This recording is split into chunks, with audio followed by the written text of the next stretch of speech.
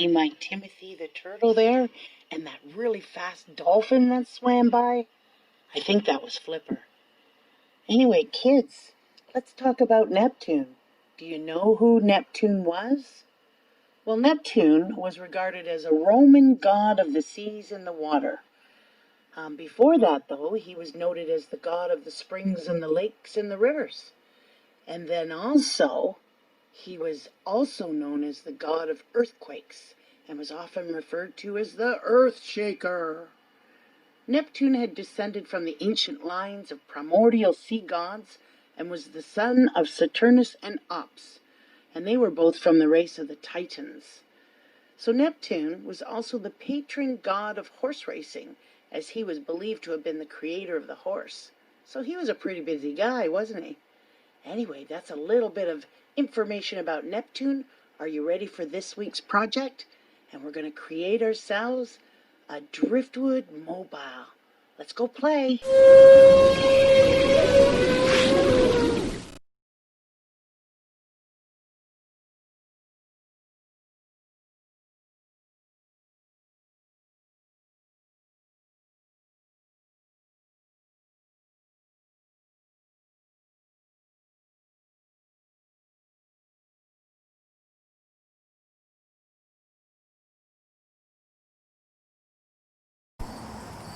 Okay, here we are on to the next phase, or actually the first phase, and the second phase I will do with the yarn after. So this is the Driftwood mobile. These are the ones that I chose. This is the one that's got a nice hefty, so I've kind of placed it there. Okay, that's how I want it to look. So you want to get your brushes, your water, and your craft paint. That's all there is. And then afterwards, we'll tie some string on after and then attach it to the top, and then I'll do that at the very end. But right now I just wanted to get started with my layout. Now what you could do before you start is you could take a pencil and maybe draw some designs on there that you might want to think about. Do some little chevrons, you know. Do your own little totem. You can do several of these. So totems are either animal characteristics that are part of a family, that sort of thing. Okay, so let's get started, and these are just basic craft paints. I had a whole bunch of these. These are enamels. Enamel paints are actually pretty good because I ended up having to do a voiceover on this one because the wind got crazy. You can see I got quite a few of those little yellow jackets flying around too, I see. But anyway, I'm talking a little bit about paints. You can use just basic acrylic paint, whatever paints you have. But the enamels I found were really handy because when they dry very hard and permanent, so you don't have to put any finish on it. But if you're going to keep it indoors, it's no worries. Whatever paint you have, and if you only have tempera paint or whatever, use that. And if you want to put it outdoors, then you can spray it. So I ended up changing my mind to 4 sticks, and I use the aqua and the metallic. Both are Artist Loft acrylic paints, and also the enamel orange and yellow. So you can see here I finished painting them. I'm very pleased with it. So after I was finished painting and they were dry, then I grabbed some Sharpie sticks or Sharpie pens, a thick and a thin, and that I used for mark making because it's permanent when dry. And then what I did is I just went all over each of my sticks. I was consistent with the shapes and the symbols so that they matched across all the sticks. So you can use that. And you can see I was pretty pleased with it. There were some little squigglies there. And I used the same squigglies on all the sticks just to kind of keep them consistent. And then at the end here, what I did is I used the same color paints and I just dabbed it all on the top of it. I took that shoestring. It's very strong, and I did a double knot on each end. See, there you go right there. It's very simple, very easy to do. And then I wrapped each of the driftwoods with fishing line. And here's the one surprise. I used the origami paper from week 2 and made 2 sailboat sails out of them and had some jute around a piece of driftwood, glued them onto that. And here's the second surprise, was the maple keys that we had from our scavenger hunt. I painted one of them with metallic green. And then what happened? Yes, you guessed it, a mermaid. And what I did is I used that metallic paint and I painted the whole bottom of a funky piece of small driftwood, and then I had some green yarn that I used for her hair and glued that on top and used my Sharpies to make eyes. You can see also with the fishing line on there how I tied it around and then just tied it. And there you have it. Beautiful little driftwood mobile with the sail and the mermaid. So this next one's going to be a lot of fun. That's going to be the fabric covered driftwood. Have fun. Okay, so I videotaped the first one, and it was, I should have probably done it first off camera, but this is why I'm doing it now.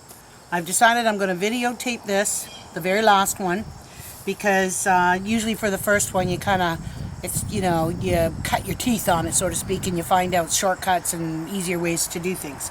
So because this is just pretty much a basic straight stick, I'm going to do the video on this and show you what the transitions are.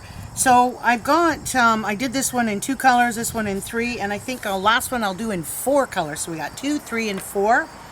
And I just chose 3 sticks just for timing. And this here, I think I might even just do chunks of the wool or the yarn on there. I'm not going to cover the whole stick. And what'll happen is I'll do it wherever this attaches, and I'll do the wool around each side of it so it stops it from sliding off. But this has come in very handy, and I think I'm going to show you how that's used. But it's really rather simple and a lot of fun. So let's get started. Okay. So I am going to take that little bit of glue. I'm going to lay it down so then I don't have to keep squeezing it every time. So the very first color I'm going to choose to start with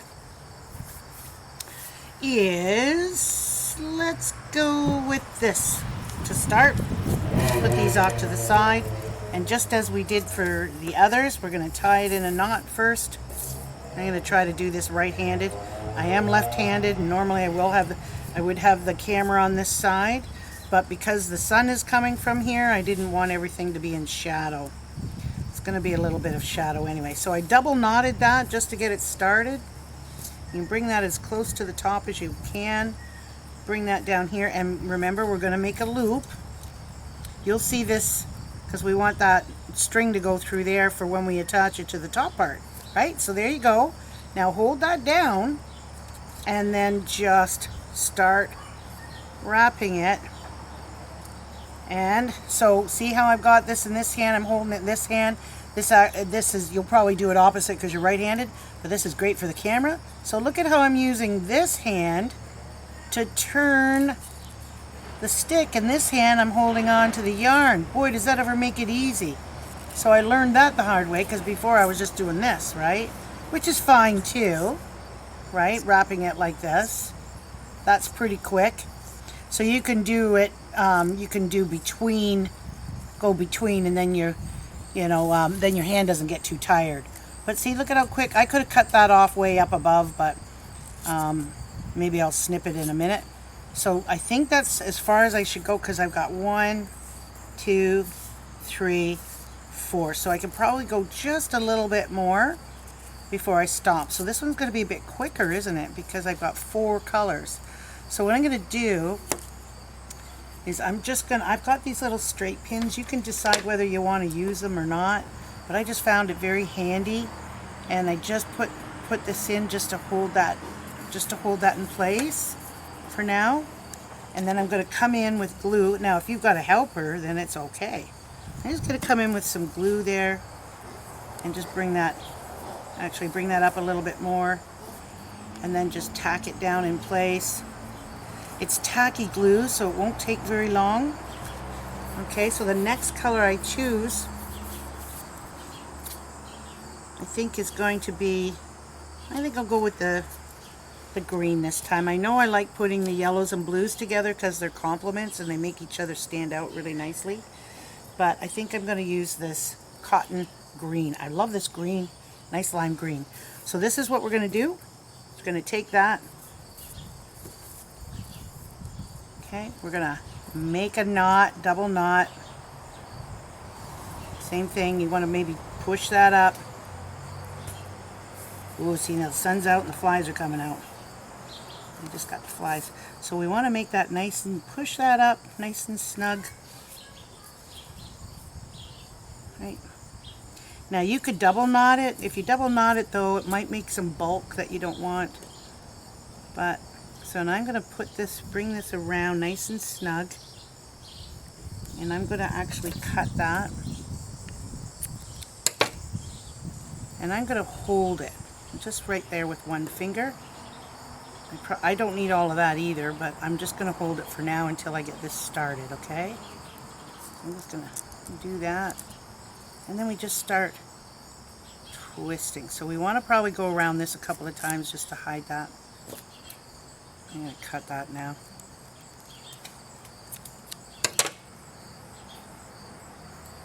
So now let's get rid of the color transition there. So I've actually gone over it a couple of times. You could snip it off even better than I just did. But let's just take off. Let's cut this short one here now, okay? Silly. Get out of the way. Make sure you got some safety scissors. That's not very sharp anymore. That's what happens with craft scissors. So again, we're going to keep twirling. Oh, you could probably take that off now. It's just to hold it in place till you get the other color going. So remember, we got there. So you can mark it if you want to with a marker. That's another thing you could do, is just make a black mark if you want to make it even. Then you know where to stop. I'm just going to eyeball it. So we got from there, so I'll probably stop it there. I could even make a mark in the wood with my finger because the wood's fairly soft, and then I'll probably go to there and stop. Okay, so let's get this wound up. And then you just keep pushing it up nice and snug so that you cover everything. There we go. Isn't that easy? And this is nice because this is a fairly straight stick.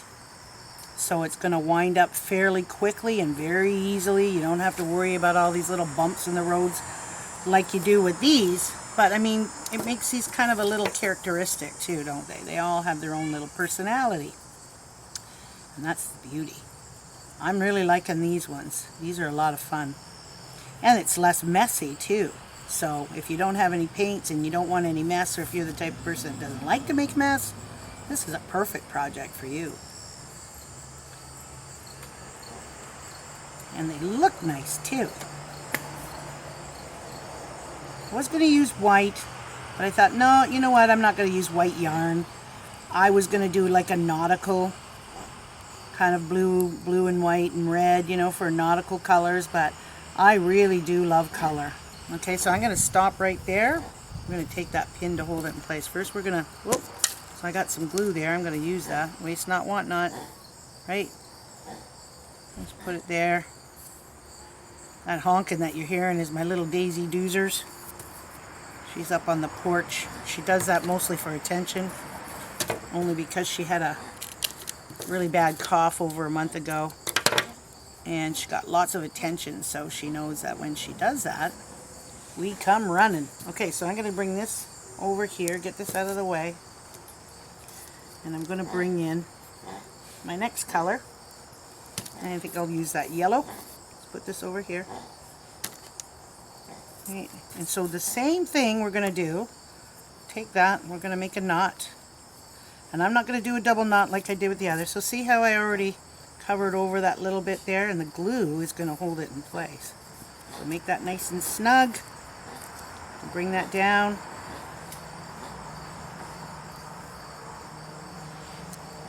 And I'm going the opposite direction of where I wanted to go. That's okay. That's as long as you get to wind it. So see, look at that already. See how quick that was?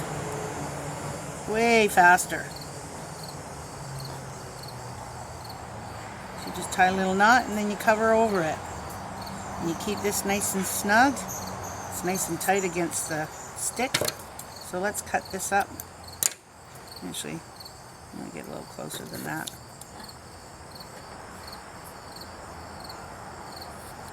There we go.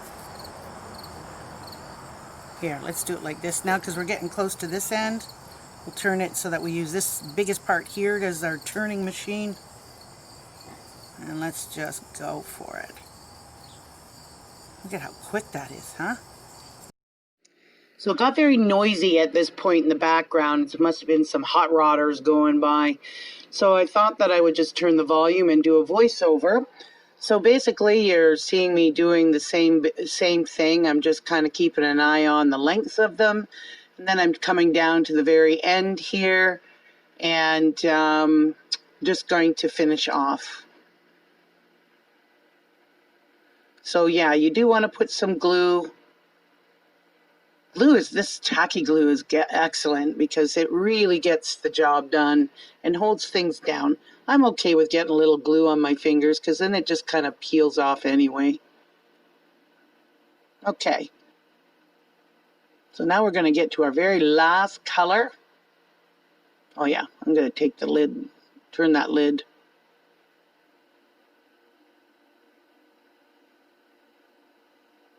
So I'm rubbing the glue to get it off there. And here we go with the last color.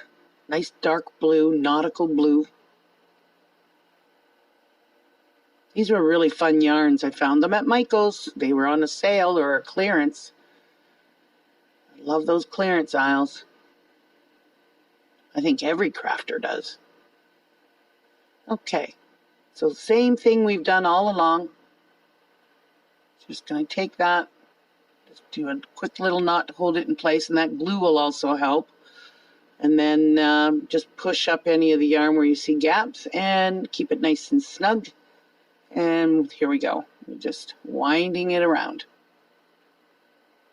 I'm also going to show some stills at the end. Now, one thing I did want to mention was when you see the bumpy parts on the other sticks, and I kind of wrapped around those, I had actually used quite a bit of glue on those as I was wrapping that around, just so that they would stay and they wouldn't separate.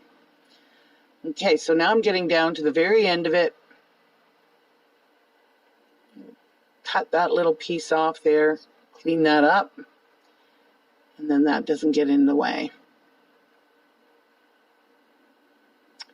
So yeah, as I said, any knobbies or anything like that you have on your sticks, you can apply the glue onto, and that'll help the yarn to stay in place on those areas. It looks really good too. And as long as it dries clear. That's what you want. You want a glue that dries clear. So there I am. I'm putting glue all on that broken end. See, it doesn't matter if you break your sticks up with the yarn, because then you're just going to paint over it and it looks fine anyway. Okay, so I'm just kind of hand wrapping it around at the very end because it gets tricky. But see, that glue also helps, especially when you get to the end, helps that yarn not to slide off. And now I'm just going to try and make a little quick little slip knot there at the end. And I'm getting my pin again just to hold it in place. So the pin is optional. You don't have to use it, especially if there's little hands here. We don't want anybody to poke themselves. But I just found it very handy, and I didn't have to worry about the yarn unraveling. So look at that. 4, 3, and 2 colors. So now I'll show you the stills, and we'll show you from there after.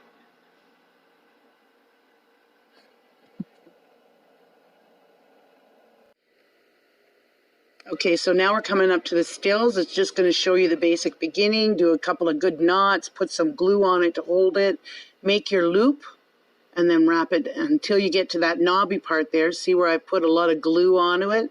And that's going to actually help the yarn stay in place. You don't want too much, but you don't want too little either. And so you can see here where I kind of push the yarn up and around, and it really kind of looked neat once it was done. And it was okay. I put a little extra glue so that it would sort of soak through. You see there, you can see the glue. And then just tap it down, and no worries, when it dries, it'll be clear. And then we're transitioning into the blue color, and same thing, you just tie a knot and then whip it around to cover up the yarn from the previous color. And here I've come up to another little knobby there, put some glue on, not quite as big or as exaggerated as the other one, but it still looks pretty good. And that wool will work right into that. So now that I'm down at the end, I'm going to put some glue on that. And just to finish that off, it doesn't matter that it's jagged. And then my trusty little pin that I put on the end there, I really like it, but I mean, it's optional, obviously. And then just leave it there till the glue dries and you'll be all set to go. And there we have it. We have the full piece there. That's the one with the 2. And then I just added some beads on at the end. I left enough of a trail of yarn that I added some beads. Make sure your beads are big holes so that the yarn will go through. And then I just tied some double knots at the end so the bead wouldn't come off. And then what I did is I put glue on the end of the feathers and then wrap the yarn around the feathers. So it was fairly quick and easy. You can be as detailed or as simple as you want. And there you have it. I just did a single loop at the top of the hanger because it seemed to balance better, but the beads definitely gave it some weight. Well, thanks for hanging out at Neptune's Beach, kids, and we'll see you next week on the flip side.